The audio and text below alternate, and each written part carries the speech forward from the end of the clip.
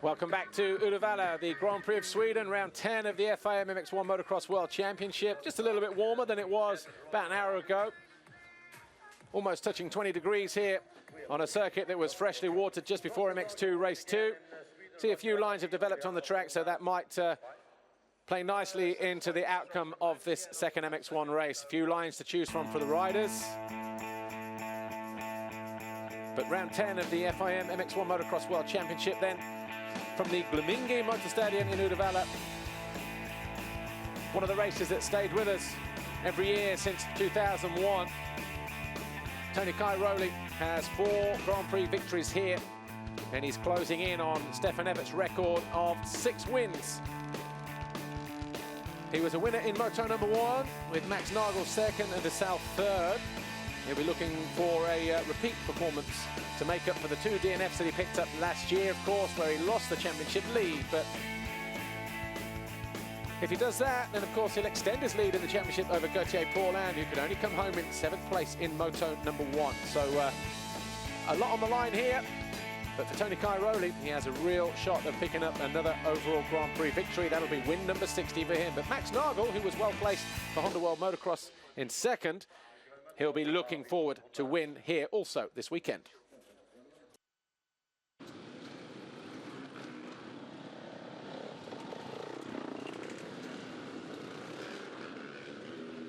Well, a little earlier, the riders went out on their sighting lap just to get a fresh look at the circuit here.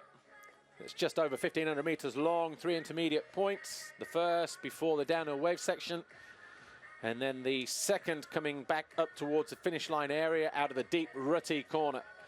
Well, if you're just joining us for the first time and you haven't seen any onboard images or anything of the track whatsoever, we'll take you around this circuit with our GoPro track preview. I was just looking down at the start line there. Looks like it's been slightly heavily watered. We had all that yesterday. Right, here's our onboard lap.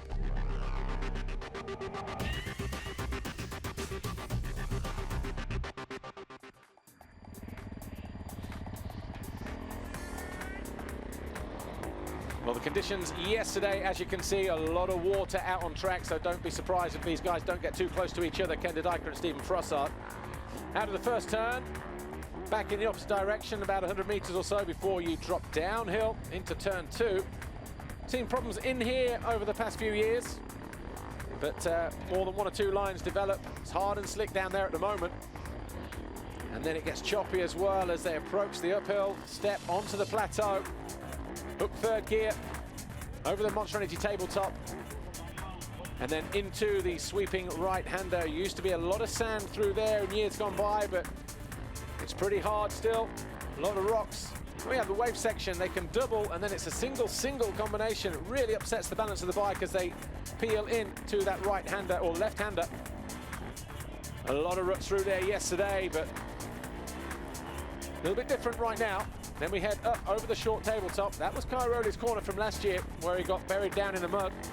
Conditions completely different on race day today, though. Over the tabletop. Dropping down through the dip and over the little camelback into the corner. That's all been opened up right now. A little bit more traction, 1 or 2 more lines. Same into this corner here. Then we go left. That's where the intermediate split point is, around about that point. Double out of there, dropping downhill. Looks flat here, but it's actually dropping downhill into this big, steep uphill bank turn. Another tabletop follows. Not too many guys getting over that and making the inside, so a lot of them just drop onto the top, plop off the other side and into the left-hander. Then dropping down, probably the lowest point on the racetrack here. You can go around the outside of that mogul, as you can see, and it gets very rutty on the climb here, back towards the finish line area and in front of the main grandstand area. Big tabletop awaits the riders. Then they land, turn right, drop downhill, through the dip, little step up. And then choice of lines through here as well. Off-cambered from left to right through there, or you can go around the outside. Either way, you step down into the final corner, and then the Monster Energy finish line awaits here to complete the lap in Uddevalla.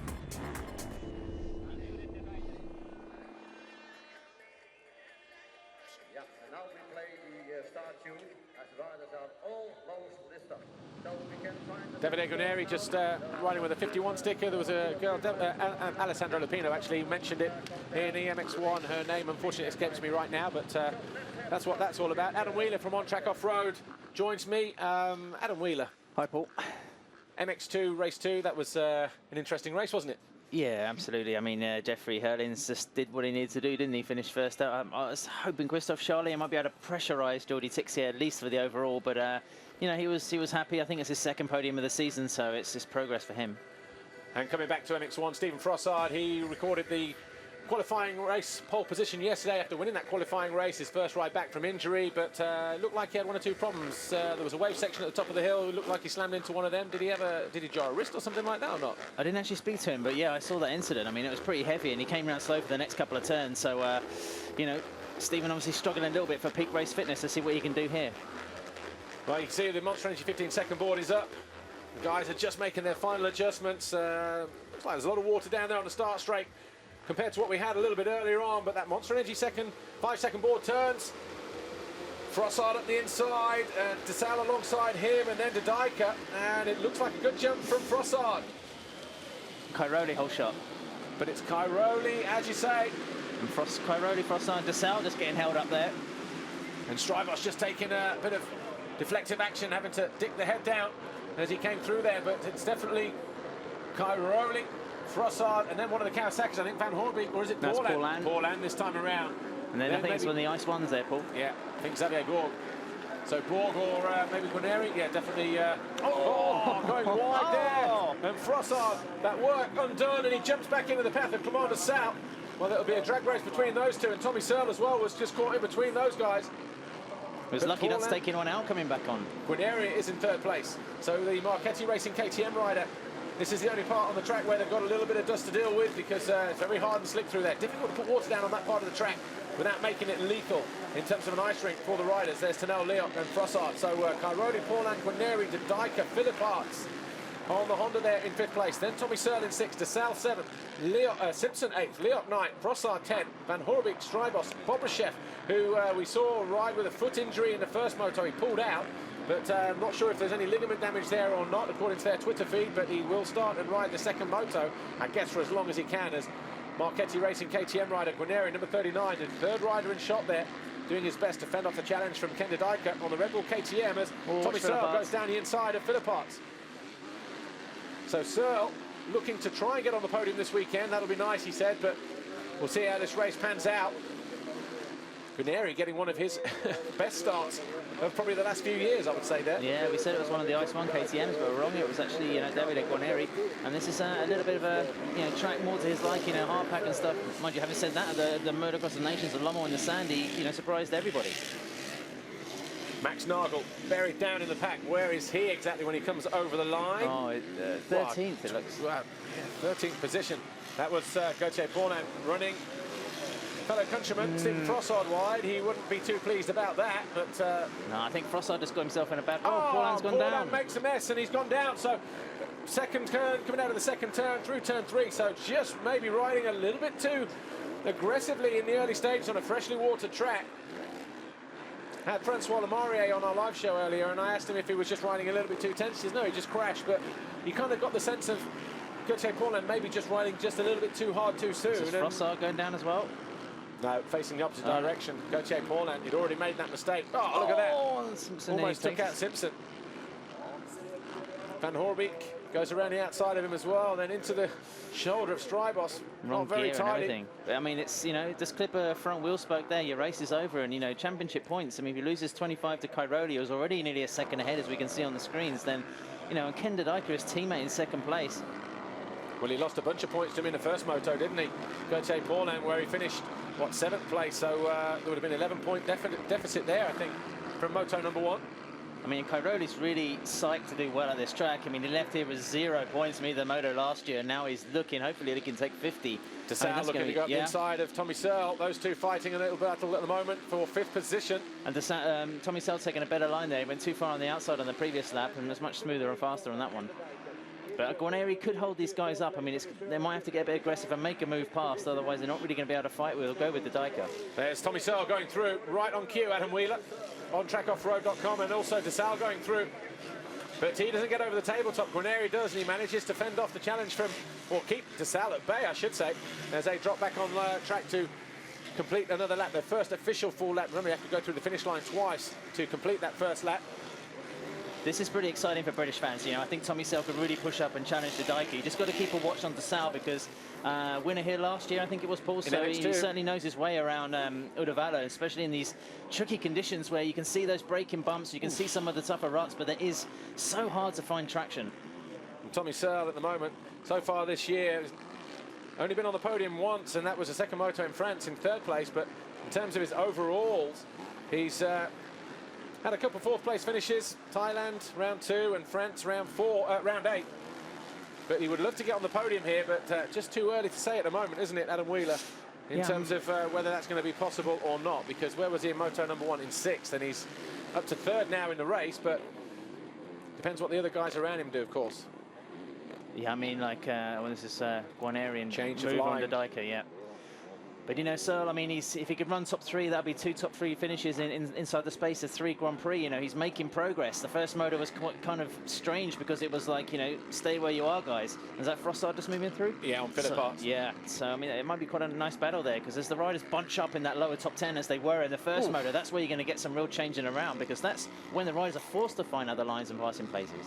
Well, Phillip Arts, he darts back past the 183 of Frossard, who makes a mistake, and then he's got Gauthier Paulin to deal with once again. Takes a look over his shoulder, will give him a wide berth. And Paulin on the charge, he's going to find a way past Phillip Arts to the top of the hill here, surely. Goes tight to the inside. He'll drop into the little rut, the other side of that, and he might try to square Phillip Arts off here if he's close enough in the final corner.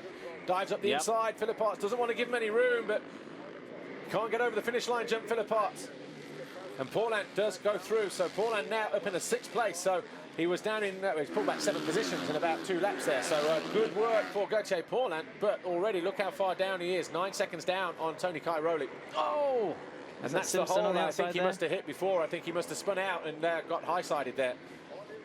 So Van Horbik just moving through as well. Yeah. And actually I heard a rumour in the break pool that the Kawasaki racing team had lodged an appeal against Ken de Dyker with, you know, some of the bar banging going on with Jeremy Van Horbik and Ken de Dyker that rolled over for Monet in the Grand Prix of France. So I don't know what's happened there, if that's even true, but you know, it'd be interesting to see if Van Horbik can come through and race with de Dyker. Well, Van Horbik trying to find a way around the outside of, he was going to try and sneak it up the inside, but I think the radar was well and truly on there from David Phillip Arts. Likewise there, he goes from left to right. Oh! The scene of the crash last year, which we didn't get on film. Not sure I wanted to see it anyway, but... No, broken wrists, both. Certainly Van Horbik just steaming on through there. So too Max Nagel looking to find a way through as well. Number 12 on the Honda World Motocross machine. Where's Bobuchev? He's down in 15th at the moment. Teammate to our onboard camera here, Nagel. He had a good 2nd place finish in moto number 1, didn't he, Adam Wheeler from ontrackoffroad.com? Yeah, that's right, Paul. I mean, it was a good, steady performance. Wasn't really threatened, but then couldn't get close enough to Cairoli to pressurise the championship leader. Bobuchev, you know, like you said, tweaked the ankle in the first moto. I think he was pretty scared by the impact it had. Clearly an assessment during the break, and it's not as bad as he thought, so he's out there again. This is an interesting battle for 3rd place here, brewing between the 100 CLS Monster Energy Pro Circuit Kawasaki Tommy Searle and the 25 Rockstar Energy Suzuki of Clement DeSalle. And where's the Dyker? He's just ahead of them. He's just set the fastest lap of the race as well. Yeah. He's going after Cairoli. So moto number 1 then to Dyker. See, he could take that 4th place from moto number 1 and win here the 2nd race if Cairoli's left knee is out of sorts. And Cairoli won't mind that too much, but of course it will give de Dyker a race win, if nothing else.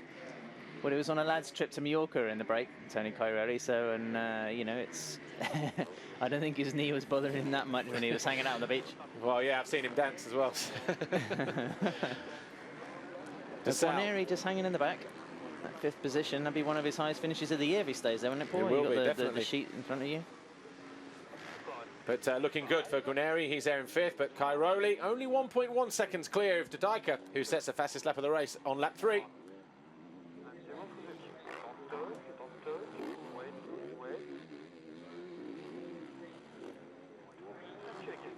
Tommy Searle just puts a nice little bit of breathing space between himself and Clement de Salle, who I would think Adam Wheeler from OnTrackOffroad.com is maybe just trying to regroup here, isn't he, Clement de Salle? Yeah. And it's Nagel. Where's that? Is that just at the bottom? That's coming out of the after the tabletop before the waves. Yeah. So into the left-hander, then we have the waves, I think. Back end or front end? Back end on same front crash marbles. as Paulin, first moto. Yeah, exactly the same. It just proves how slippery it is here. I mean, it's so easy to catch you out. Did all the hard work, kept the hand on the clutch, and then dumped it right when he didn't want to. That's him picking himself up. But Leok went through as well, so Leok down in 13th place, so Nagel just losing 9th place. And this is what I mean, you see, closing right in on Tony Cairoli. And that jump we saw there, I think it was a couple of years ago, where the Dijk had a big old crash and sliced his elbow open, had like a 3-inch gash in his elbow, and that kind of like ruled him out for 2 or 3 races. Shows how much these riders dwell on stuff like that, isn't it? Yeah, I'm sure it's going through his mind every lap. Oh, I doubt it. He'll be thinking about the win bonus now. He'll be thinking, right, close down my teammate, try and make a move on him like I did in Holland, and try and walk away with a win. Well, you've also got to think, you know, he's the only member of the 4 at the Red Bull KTM that hasn't really sealed a contract for next year. So he could prove himself to be the ultimate team player here. Left leg just coming off the pegs there at the top of that corner there for Tony Cairoli. He'll have Cairoli's back. And there's 1 or 2 riders maybe from MX1 looking for rides potentially, and also a couple of guys potentially coming up from MX2 looking for MX1 rides. So be interesting to hear the progress over the next few weeks there, because it looks like those deals aren't imminent, but they will be done in the next couple of weeks, won't they, I would think? Yeah, I mean, after the meeting in Geneva last week, the Grand Prix Commission, the FIM and the brands, you know, now the direction of the sport's kind of decided going to be MX1, MX2 with shorter motos. It's, you know, teams can start and brands can start planning now what kind of riders they're going to have. Also, Jeffrey Hurlin stating he wants to stay in MX2. So, you know, therefore, you know, the factory teams can plan their strategy. So, and Gautier Paulin in the fastest lap. So where's he trying to punch up from? That 6th position. He'll be hunting the back of Guarneri. Is that just in front? There, yeah. You know, Paul, I cannot believe this is the same track that we had yesterday. It is unbelievable. And, you know, I mean, I've only ever ridden a track. I mean, I've raced here before, but it was like this back, you know, sort of in the 90s, 93, 94, something like that. But the only other track that I can think of where we had that much rain and that much slop on the circuit, where we arrived today with conditions as perfect as this, was Ernée back in 94, 250 Grand Prix. They just completely left the track. They let it rain. Qualifying and everything else went on as planned, but we arrived and they'd had 2 big machines just do a couple of laps of the track, and they just scooped everything off. It went right back down to the bare rock, and it was just, you know, a completely different racetrack. So whatever settings you had before, you were just riding blind a little bit. But Gautier Paulin, doesn't matter what conditions we've had, does it? Because he's made some uncharacteristic mistakes this weekend. Maybe think he's feeling the heat in the championship. I know he was only 51 points down, you know, a couple of races, but even still, he would have won the Italian Grand Prix 2 weeks ago, Adam Wheeler, and he would have wanted to capitalise on that success here this weekend, wouldn't he? And he goes down the inside of Guarneri. Yeah, that's 5th position for Gautier Paulin now, but it is so tight and it's so pressurised in the MX1 class, Paul. If you don't get the start, then, you know, you're going to be down there fighting for top 5 positions. You're not going to be running for the victory. And I think, you know, Gautier Paulin over the last couple of GPs has been consistent with his starts. He's always put himself in the frame for a podium result. And now, you know, one day and just a couple of seconds, isn't it? You know, it's just come back to bite him. And Cairoli, I don't know, he's come in this Grand Prix weekend with some sort of mindset, some sort of degree of revenge against this track for what happened to him last year. And you know, when he's as determined as that, then he's quite formidable. Well, there was a pit lane interview with Pit Byra during the first race. No mention of the Husqvarna thing, of course, because race day here this weekend, business as usual. But, you know, I think the question put to him was about Tony Cairoli, you know, winning here, the first moto. And he said, well, yeah, he just, you know, compared to what happened last year, just kind of shows that, you know, he wants to put that right, really, more than anything else. Yeah, I mean, when you've won as much as Tony has as well, then like memories like that where you double DNF, which I don't think he's done for maybe a decade. Yeah. You know, that kind of thing. You know, like we were talking about earlier, riders remembering stuff they've done here in the past. I'm sure that was playing on his mind, or, you know, was a factor in, right, okay, I'm going to go that weekend and get back what I lost. Well, he manages to set the first sector of the race so far, the fastest sector. And that's Cairoli is now, well, just over a second clear of Didika, so pretty much as it was the last lap or so. But Frossard just lost a bit of ground to Guarneri about a half a lap ago. Didn't get the drive over the tabletop over the far side on the way round towards the finish line area, but he's got to work hard to close it in on the Frenchman, on the Italian, on the Marchetti Racing KTM, Guarneri. And Guarneri 11th in the championship before we arrived here.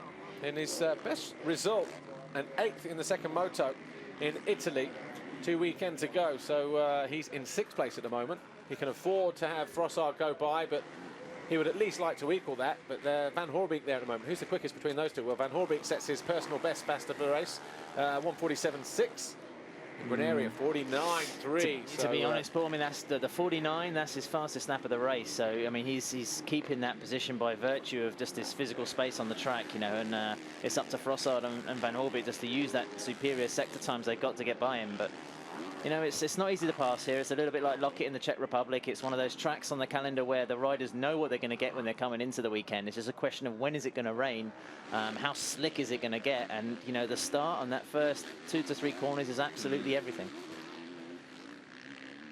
Haven't seen much of him so far in his second moto, but there's Tony Cairoli and his Red Bull KTM teammate Ken de Dijker, number 9, just riding shotgun for him there in second position. I'm sure he would love to win a race here, but depends what happens in the closing stage of the race. Of course, Cairoli can let him through, but then would want to try and follow him, maybe give him the benefit of the doubt and false sense of security and all that kind of stuff. But I don't think Tony's going to let anyone through. I think there's a definite, obviously there's a clear hierarchy in the team. Yeah, Cairoli just running offline, but like you say, this is, you know, it's kind of Formula One stuff. It's, you know, the 2 identical bikes. Well, they're not identical, the 350 and a 450, but, you know, teammates, they share a couple of meters of awning in the factory setup. So this is an ideal result for KTM. It'd be stupid to risk anything, and Tony will take maximum points over Clement Dessau and Gauthier Paulin, because those guys, you know, just buried down in the top 5-6. Well, that'll be it. Cairoli would potentially pick up 2 race wins, another 50 points for him. De Dijker would pick up a 4th and a 2nd, 18 points and 22 points for those races respectively. That'll give him 40 points.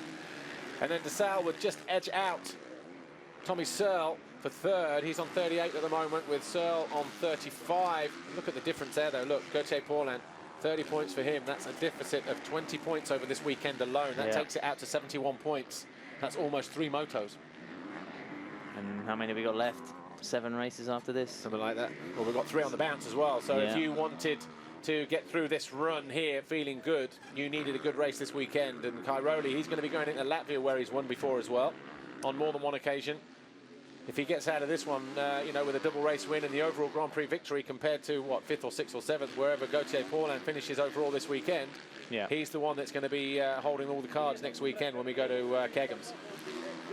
Yeah, I mean, nearly 3 motos. We've got 14 left. It's Tony's just winning world championships the way he does, you know, just winding it and keeping up the pressure. And it's up to guys like, you know, Dessau this year. We're seeing him in another position, Paul. It's so frequent where he's got the speed, holding the position, but he just can't get close enough, can't get aggressive enough to really push on, which is like Tommy Searle's a little bit the opposite. You know, he started badly, but really pushed his way through. Sometimes he's upset a few people with some of his moves, but, you know, he's... for me, even though Jeremy Van Hoorbeek has been very consistent in the last couple of GBs, Tommy's still been the most likely in MX1, and, you know, out of the rookies this year, the most exciting to watch.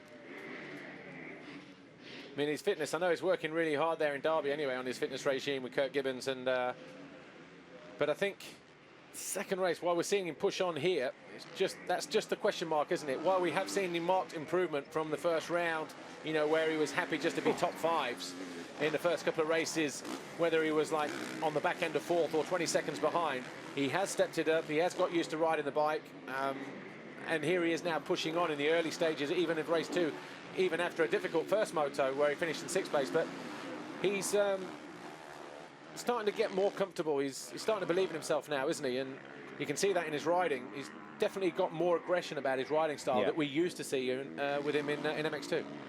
And let's not forget, the 2 riders we were looking at are probably the names people are talking about most in the paddock at the moment. Where they're going to go? Well, we're getting ready to go down to pit lane, and we're going to go and hear on the progress of Stephen Frossard and none other than Michele Rinaldi, team boss down there at Monster Energy Yamaha. Michele, it's been a mixed bag for Stephen this weekend. How do you feel about his first comeback race? Yeah, he got injured 3 times in a row, so very, very, very bad. So then he's doing a good job, I think. Yesterday he won the race, and today he's doing also a good job. I think we should be happy on himself. Thank you. All right. All right. Michele Rinaldi. I think he's nailed it on there. I mean, Stephen Frossard so badly doesn't in need of any result, really, you know. at this stage of his mistake career. from Cairoli. Opens the door and Didika goes through. Left-handers again, Adam Wheeler. Yeah. Couldn't put the leg down. He's taking a long look over his shoulder as well to see where Tommy Searle is. Of course, he can't afford to let Searle and DeSalle get too close, even though he knows DeSalle is quite a way adrift in terms of the points chase in the championship as of late. Knowing Cairoli, I think he's taking this as a little bit of motivation to, you know, keep his teammate in front of him, drag him along. Just got a pitch. Couldn't turn. Yeah.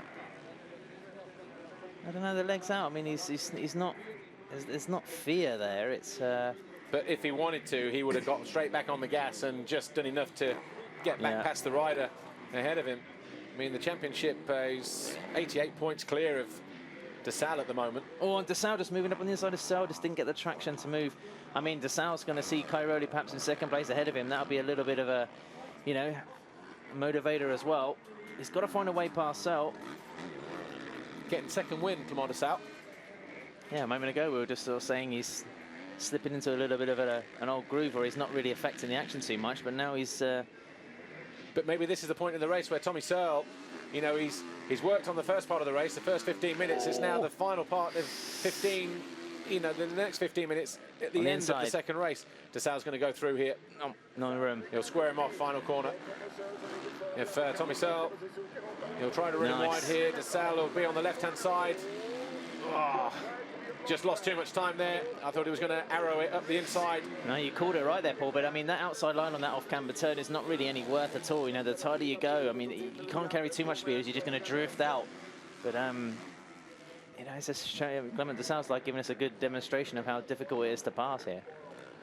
Well, with just under 15 minutes plus 2 laps to go, Didika leads now, 1.8 seconds clear of Tony Cairoli.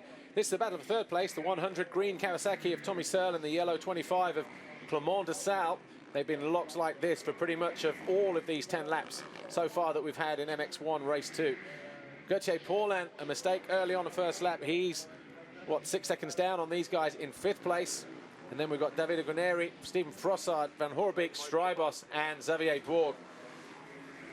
Xavier Borg on the Ice One Racing KTM, he's in 10th. Then we've got David Philippots on the Garibaldi Honda in 11th, with Simpson 12th, Nagel 13th, Bobrashev braving the pain in 14th, with Tanel Leok on the TM in 15th.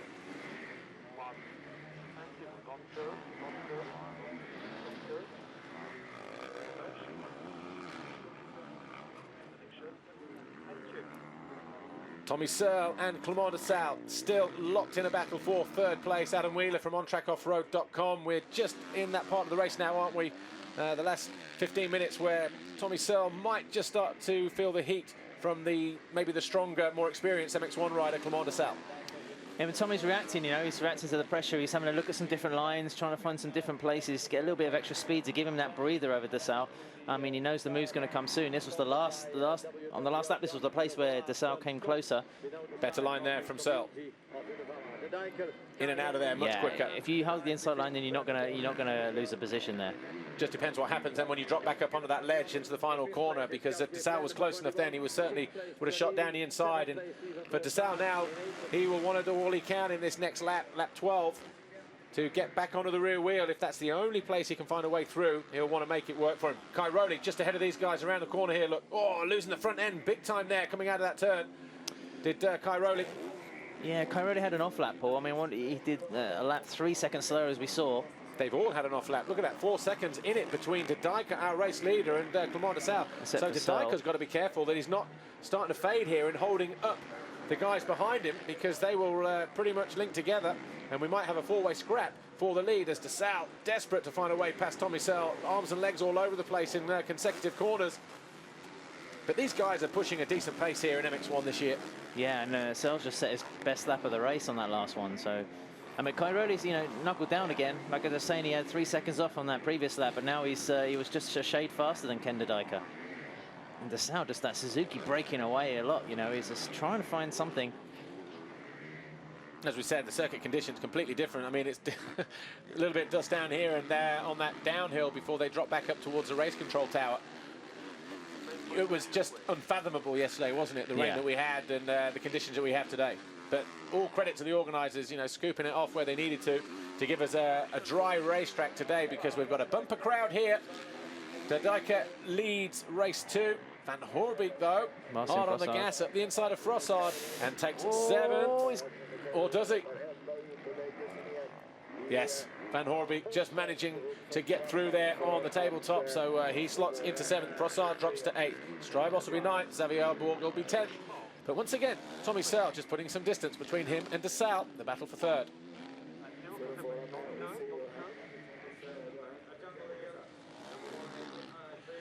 Tommy Searle will be really enjoying this second moto here, because you can see Cairoli just ahead of him, not getting too far away. And Ken de Dijker just ahead of him as well, so just popping up over the Monster Energy tabletop. Tommy Searle would have just looked up, seen the 2 Red Bull KTMs just ahead of him. Even now, coming out of the corner, as one of the back markers just tries his best to move out of the way, but drops right into the path of Tony Cairoli. Still there ahead of him. And, At least it's not Mattis Caro this weekend, so Cairoli can't moan about that. It's the 722 of Tom Jonsson of Sweden on the KTM. De Dijker Senior, yeah. But, you know, De Dijker finished 4th in the first motocross, so even if he wins this one, Tony Cairoli is going to be the overall Grand Prix winner. I think that'll be, is it 7 Grand Prix wins this year if he takes that? Yeah, well, that's what I was saying before. You know, he can allow his teammate to go through and take that second race. When we've got yellow flags over in the background, dropping down towards the finish line area. And that'll give Clement de Salle a few more points over Gauthier Paulin as well. Yeah, that'll end up 8 if pulling it stays that the way it is.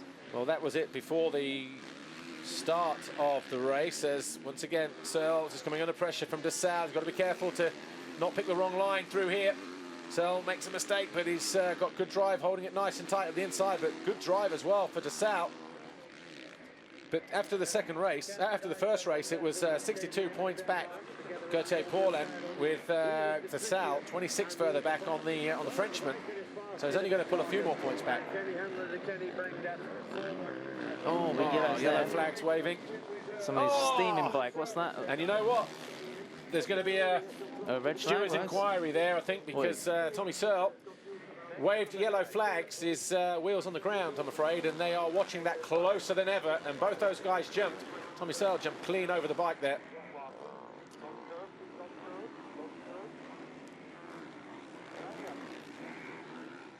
.9:14 on the clock plus 2 laps, and we've got quite an interesting battle starting to brew here. De Dijker, Cairoli, Searle, de Salle. He's going to made it. De Salle on the inside. Side by side. Oh! And a rider goes down. Oh, so de lucky, Salle, so lucky. So lucky. So lucky.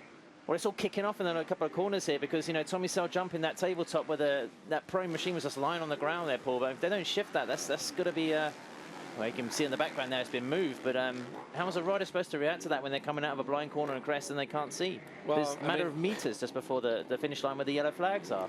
Well, I mean, I guess we can get a replay on that at some point. You know, the finish line jump half a lap ago where I guess the yellow flag was waving there, but we don't know how soon it went out, or was it already waving by the time that Tommy Searle came around and that kind of thing. But normally, like I say, they will be acting on that, and the penalty for that is a drop of 10 positions. So that would really hamper Tommy Searle in terms of, you know, the overall position that he'll pick up this weekend and the points that he wants to pick up in cause of trying to stay top 5 in the championship.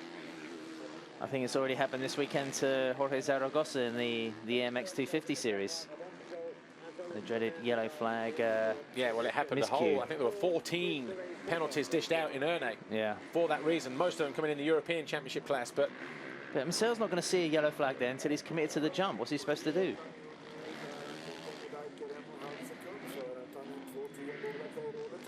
So how long we got? 7:40 plus 2.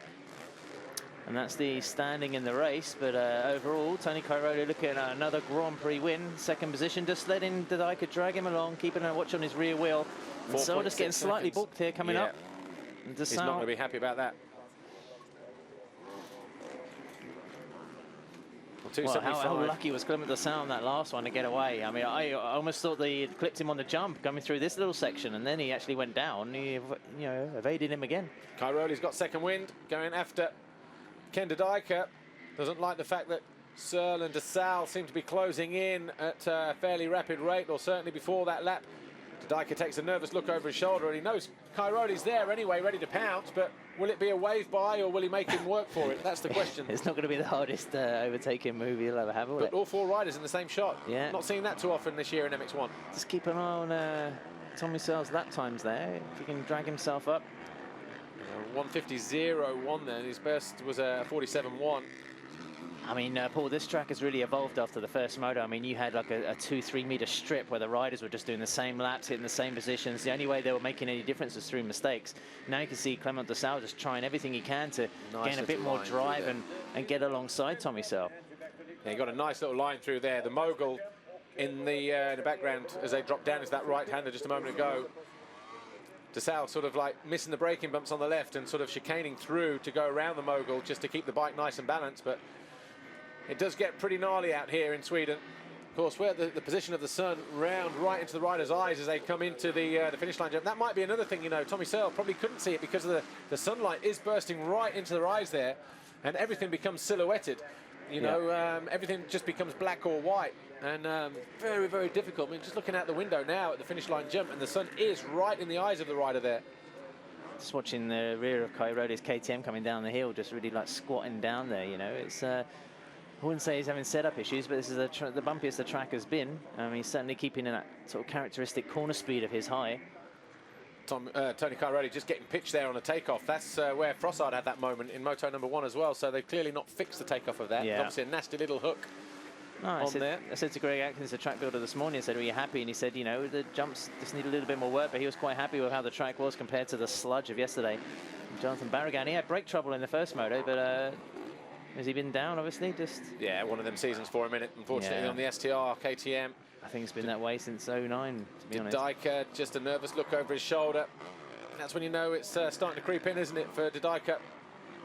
Up on the pegs. Cairoli's going to come through here, look, any moment now. A few corners to go. You can already sense the aggression level of Didijker just slacking off. Where's De Sal? He's just there in the background, but Tommy Searle could get second here, you know. He's getting a little bit closer. I think that's why you said, Paul, I mean, you called it. Cairoli's knows he can't ease off too much here. Matt Marker just does his best to keep out away, but Tommy Searle, look at what a great race he's having here.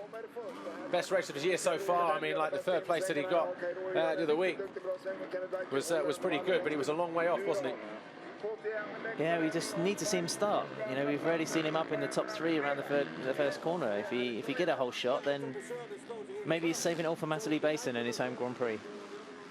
Well, the British fans will be there. In fact, oh, Guarneri's he been off? Talking about the Matterley Basin Grand Prix, of course, we've got. You can go to the website motocrossmx1.com, go to the tickets, sort yourself out there for tickets, but also we've got the amateur races there, and the dates for the entries close on the 19th of July. Of course, go to your federation, go to the ACU, say you want an entry to ride there, and you've got lots to look forward to, lots of benefits. Of course, for the price of the entry, €400, you get 3 paddock passes for the weekend. You get to stay in the living area. You get a truck pass as Cairoli dives down the inside. He takes his front wheel as well. Teammate, what teammate? Yeah, Ken, like, cheers for that. I've just you know, cleared the way through the back markers for you, and you nearly bury my front wheel into the ground. Got his head down. He sat back for long enough, Cairoli. Just watch this. Charges up the inside. Didijker was already off the case. Look. Ken just rolls off the throttle there, and but he almost jumped into the side of him though, Didijker, as he thought maybe Cairoli would, just as that Frossard. Oh, he's been down. Left elbow, bike just slid out. How's your French, Paul? Can't quite pick it up, but maybe something about Gauthier. He was behind Gauthier, wasn't he? That's a real shame, you know. Monster Energy Yamaha team pole position yesterday, and then Joel Rowlands just having that rock in the eye. You know, he's got blurry vision. They said 4 or 5 days he might be back for the Grand Prix of Latvia. You know, 2 top 10 results for Stephen Frossard would have been big progress this weekend. I think he's only finished 3 Grand Prix in a year. So, you know, and that's given well, Borland's still in 5th place. I'm not sure where Frossard was running before he pulled into the pits. Well, just finishing off that then for the amateur riders at the Matterley Basin Festival on the 25th of August. That weekend, your entry free, €400, 3 paddock passes. Oh, Bobuchev. Bobuchev out as well. Not sure if that's an off or a continuation of the foot injury. We will get this down, you know. Living area, 1 truck pass for the A paddock, 2 event shirts. Obviously, you get to race at Matterley. You get a couple of meal tickets as well. And that's the elbow from Stephen Frossard. What we're talking about, Didijker. splitting his elbow a couple of weeks ago, a couple of years ago. I wonder if it was the same place. Shows you how hard the ground is here, doesn't it? Elbow graveyard. Come on, Paul, get your ACU amateur thing out. It's worth going to Matley Basin anyway just to ride around the Grand Prix track. I mean, of course it is. We did it last year. It was a resounding success. More than 400 riders there that weekend. He's not really limping too much with the ankle, so has that Honda expired? Yeah, quite possibly. Tommy Searle, will he pass Ken Dodika? We got they're going to cross the line, I reckon. A minute and a they're going to come across. So we're going to get three laps. Yeah. Oh, DeSalle right on the rear wheel of Tommy Searle in the background as well. Is that Nigel? No, it's Bobby. Yeah. He's taking the long way round, as Ewan McGregor would say. DeSalle means business here. He wants third place. He's already on the podium overall anyway, but he would like to get it with a third place finish. But we just need to see this kind of aggression from DeSalle for the whole moto, don't we, Adam Wheeler from OnTrackOffroad.com? Yeah, can't take anything away from Tommy Searle, though. No, and DeSalle was to set a lap that was only, you know, half a second off the best of the race so far, so that's why he's so close. Dodika, Searle, DeSalle in that pretty much kind of speed as well as they came over the finish line jump just there. Nothing in it between those two guys. I'm really kind of happy this Grand Prix, you know, ending on this note because the first moto just needed something. It felt like a very long race. It was very processional. Yeah, so you know, this is good stuff. Of course, DeSalle was the winner here last year, wasn't he? Yeah, no. Who was Took the lead in the Stephen championship. Frossard? Yeah. Cairoli, Dodika, Tommy Searle sideways out of shape.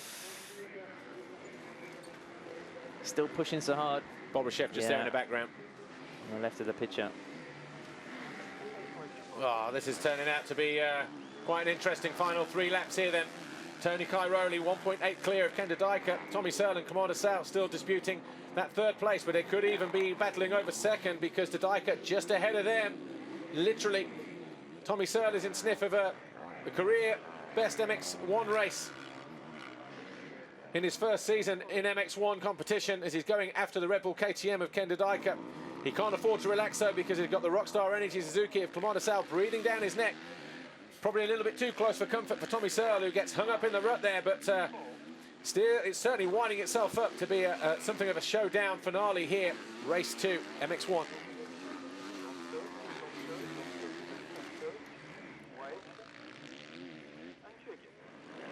Tommy Searle drops downhill.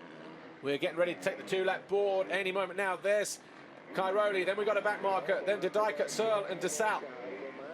So this one could still yet be decided. Even Cairoli could make a small mistake and lose the race and the overall Grand Prix if he's not careful, so his focus has got to be pretty intense as well. I just want to see him a bit closer. I mean, maybe I'm asking too much, but you know, they're not going to be able to pass at this kind of distance, you know. It's going to take a little mistake or something like that. Back marker, 61, going to get just gets involved there. Heron Bracker on the JKSKS Gebben Yamaha. He's got to pull the pin now to go back after Tommy Searle. Searle's got one thing on his mind, well, 2 actually, holding on to 3rd and possibly going for 2nd. And who's going to be the more desperate here? I mean, is DeSalle going to go for championship points, or is... He's got no choice. He knows Gauthier Paulins behind him, but every point is important, isn't it? That's where Sean Simpson crashed last year, out of 3rd position. In the mud. Yeah. 12th place, you know, for the first ride on the JK. DeSalle running it down the inside of Searle. He means business. You can switch across here. No. The back marker again playing a factor. Yeah, the 256 of Kim Lindstrom. Not sure if he was pushed wide there, if he moved right out of the way. Oh, nice move there from DeSalle. Had to take 2 stabs of the cherry there and was almost off as he was fighting for traction through that left-hander. He went in, front end came up, and then he had to get it back down and turn again. And who's that gone down? Oh, Caro. So over one of the tabletop jumps, I think. At least he's up. But, you know, he just gassed it there, didn't he? Just trying to get something... Finish line jump. So Tommy likes the outside line. It's just not working for him. 100. Still there in 3rd place. Commander Sal all over the back of him, though, in 4th. Just ahead of them, number 9. Ken Dodika. Where's Cairoli? Well, he's already out. He's going to check out. He was 1.9 down at the ahead at the start of the 2 laps. With the penultimate lap. That gap is now, what? 1.6. So we are in for a bit of a showdown here. Tommy Searle struggling for a tear-off there as he goes down past pit lane. That'll allow DeSalle to close in within a gnat's breath.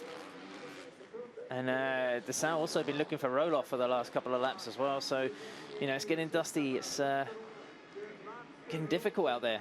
DeSalle, how much is he going to attack on this last lap? Is he going to take it, Paul? I think Tommy's going to be hard to beat. I think he's going to hang on to that third position. I think he's going to get desperate, and maybe it's going to be either win it or bin it. I think he's going to go down the inside. Tommy's not going to want to back off. Might have to, though, because Tommy Searle, he's got third place to lose, i.e. a visit to the podium in terms of the race finish, but he's got Didika right there in front of him. It's a big old carrot. You know, his career best finish of the season. And Didika, I think the onus is on him now. I'm not sure if he can sustain the pressure. Yeah, we're just talking about Clement DeSalle. Is he going to make a move on Tommy Searle? But look, it's going to be, could be second position here. Where the back marker's going to go? They're going to split these guys anyway. Where can Searle go? It's got, might be on the inside, coming off the tabletop into the drop down. Going to try and go Tommy just trying to fight. He's going to switch to the left here. Tommy Searle's going to try and get the run coming out of this bottom corner. You're going to cut inside here. He's going wide on that same lap.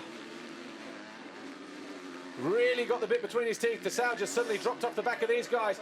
I think Searle, he's made a mistake and he goes down. I was going to say he was going to try and run up the inside here and through the finish corner, but he's thrown it all away. So it's going to be Tony Cairoli, Ken Didika. They will be first and second for Red Bull KTM. Tommy Searle will be third for CLS Monster Energy Pro Circuit Kawasaki. And then it'll be the Rockstar Suzuki of Clement DeSalle, and he is annoyed with himself. So the overall Grand Prix then will certainly belong to Tony Cairoli, a two-race winner, but it will be Didika on this podium in second, DeSalle third, and Tommy Searle, well, he needed those points. It might not have got him on the podium, but he's going to have to settle for another fourth-place finish, but it's another second-place, third place finish in a race. And a big story today also, Paul, is 20 more points for Tony Cairoli over Gautier Paulin in the World Championship. Yeah. See what he has to say. Tony, congratulations. So nice for you to turn the fortune around here at this track. Yeah, I'm very happy. Double victory is a perfect weekend. So for my knee, I'm really happy. It didn't give me so many trouble, but I was riding really smooth. And for this, I'm really happy. Well done, Tony. So Tony Cairoli then, he wins the Battle of Sweden here.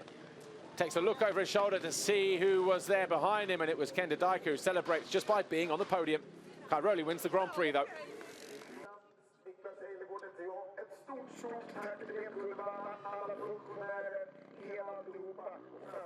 Kenny Bobryshev walks back disconsolately without his machine. The fans make their way down towards the podium area because that's what we're going to see in a moment. But Tony Cairoli, another race win and career victory number 60. So some going for him. Tommy Searle, though, a great ride to be third. He was closing in on the two KTMs. Barring that mistake, he could have took second from Didika. But it wasn't to be, I'm afraid. He's going to have to wait till Latvia in a week's time to try and improve on what is his best result so far with third. DeSalle was fourth. Paulin, he'll be disappointed in a very distant fifth place. As the KTM boys celebrate, Van Hoorbeek came home in sixth. Strybos was seventh. Xavier Borg was eighth. Guarneri faded back to ninth. And then in the end, it was number 19, David Philipparts, who came home in 10th. Let's give you the official confirmation then. Of course, they were all unofficial that I read out just a moment ago. Tony Cairoli wins MX1 Race 2 from Ken Didika, Tommy Searle, Clement DeSalle in what was a spectacular showdown.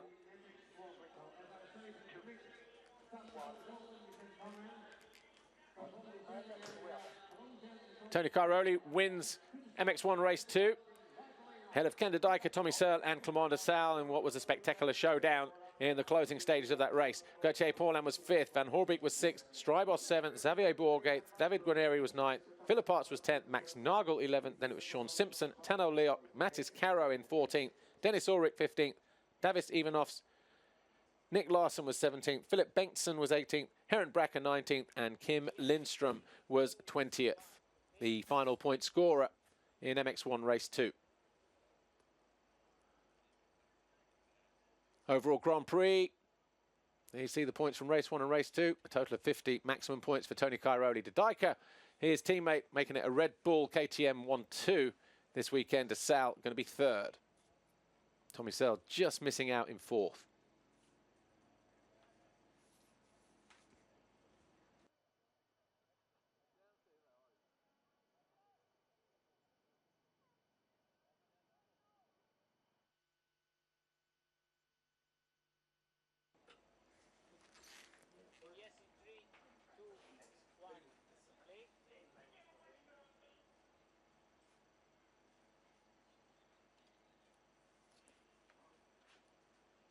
World Championship, no change in the first 4 riders, but Tommy Searle moves up now into 5th at the expense of Kevin Strybos. And no Rui Gonçalves here this weekend, but Graneri moves up ahead of David Philipparts, climbs into 10th.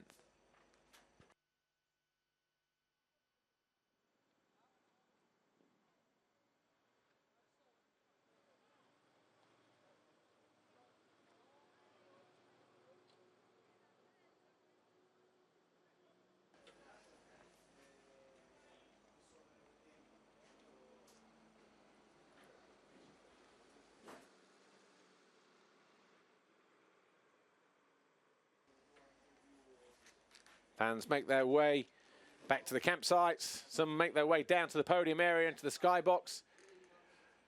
There'll be a bit of traffic getting out of here this weekend. There's been a massive crowd here in Sweden for round 10 of the Motocross World Championship. KTM continue to lead in the manufacturer's chase.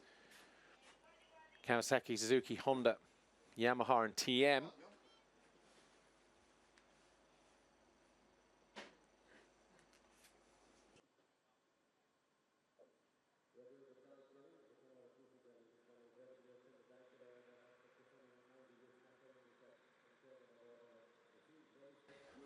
Well, there's the podium right up there in the middle of the skybox area. It's also the waiting zone and the mechanics area for the riders pre-race. We're getting ready for welcoming our first rider to the podium course. It's going to be 3rd overall for the Rockstar Energy Suzuki World MX1 rider. It was a hard battle for him in the end in race number 2, but Clément de Sal has to settle for 3rd overall this weekend here in Sweden. Ken de Dijker, who was a winner here in 2007 in MX1.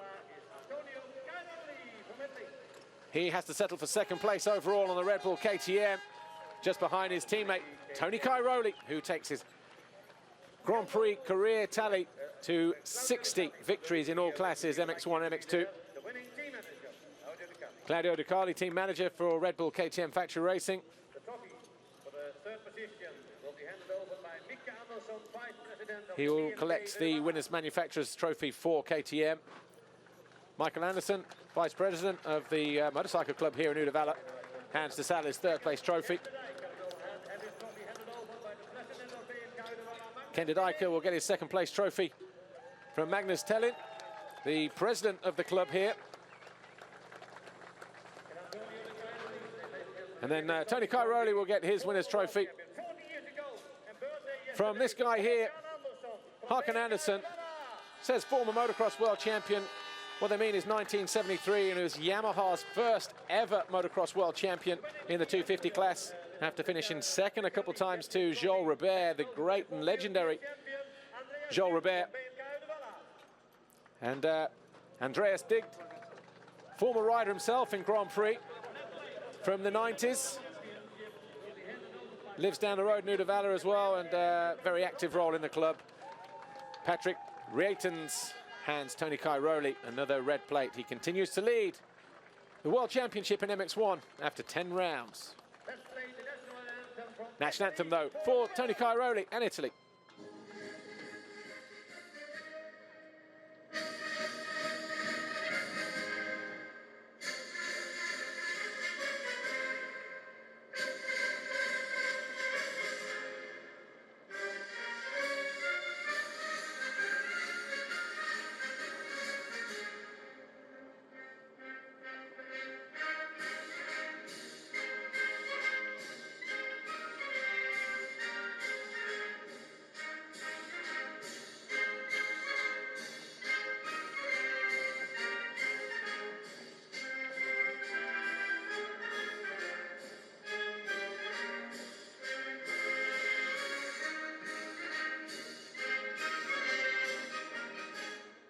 Fine singing. Thank you, Antonio Cairoli.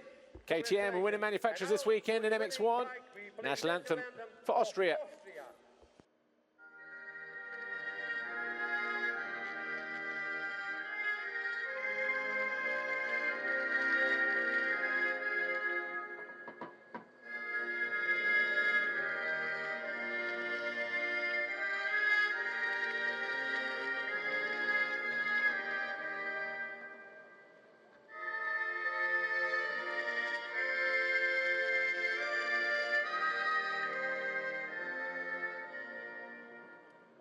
And that was the prize-giving ceremony.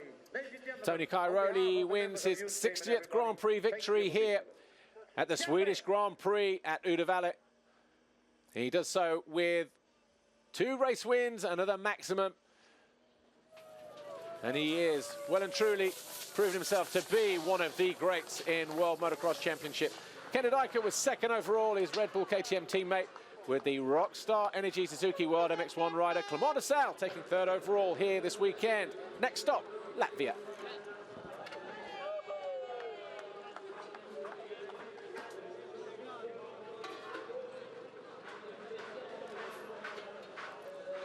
Here's what happened. MX1 race 2.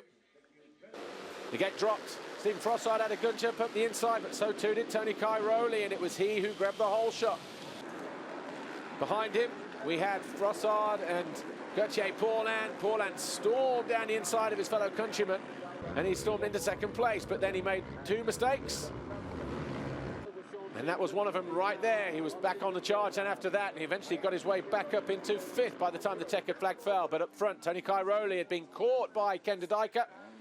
And for a while, we wondered whether he would go through on his teammate. But as Paulin fought his way through, Dyker was sensing his opportunity. But it was a mistake from Cairoli at the bottom of the hill into turn 2 that allowed Dyker to go through and take the lead on the number 9 KTM.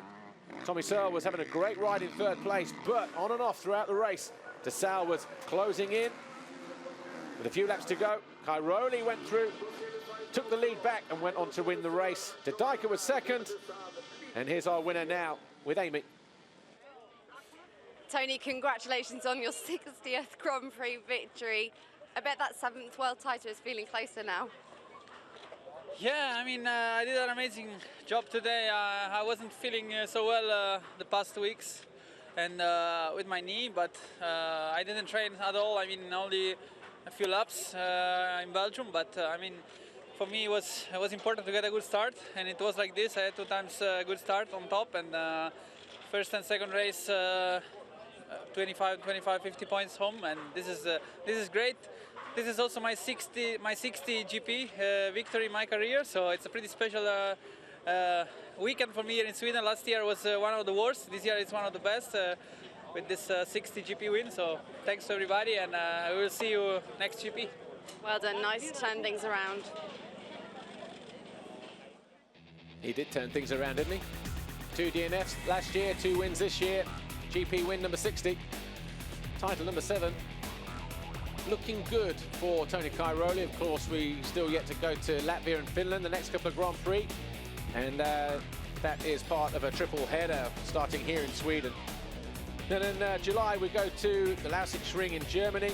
And we've got a couple of GPs in August with the Czech Republic, Belgium and Massey Basin, before we round out on the 8th of September at the Grand Prix of Europe at Lierop in the Netherlands. Well, that's all we've got time for here in Uddevalla in Sweden. My name's Paul Malin. Thanks for watching. It's been a great Grand Prix here in Sweden. Tony Cairoli walks off with win number 60.